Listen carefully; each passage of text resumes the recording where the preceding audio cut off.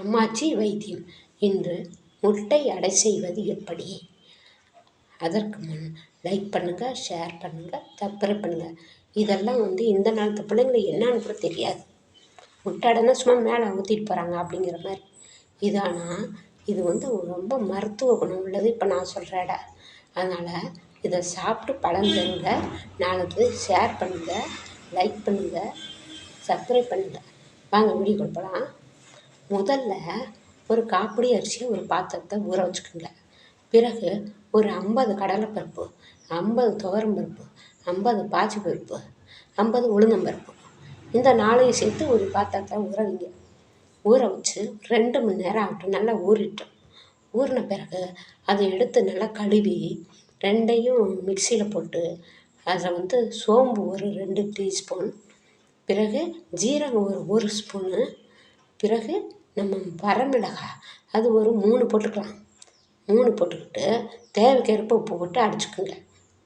அடிச்சிட்ட பிறகு இதை அடித்து தனியாக அப்படியே ஒரு பாத்திரத்தை மாற்றி வச்சுக்கோங்க. பிறகு சின்ன வெங்காயம் கைப்பிடி வெங்காயம், முருங்கைக்கீரை ஒரு கைப்பிடி அளவு போட்டு, பூண்டு 4 பல் இதுலேயும் கட் பண்ணி போட்டுக்கணும். போட்டு அடித்து இதை பெரட்டி அறுத்துடணும்.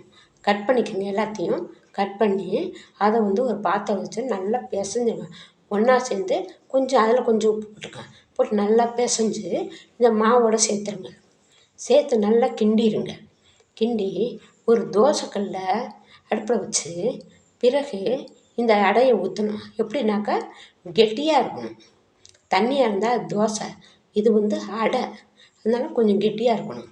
போட்டு தோசைக்கல்ல ஊற்றி மேலே லைட்டாக நடுப்புற குழியை மேலே ஊற்றுங்க.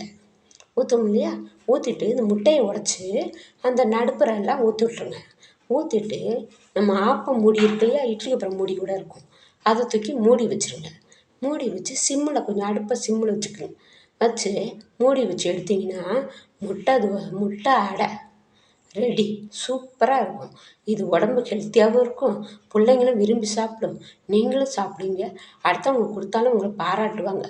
செஞ்சு பாருங்கள். இதை லைக் பண்ணுங்கள், ஷேர் பண்ணுங்கள், சப்ஸ்கிரைப் பண்ணுங்கள். நன்றி, வணக்கம்.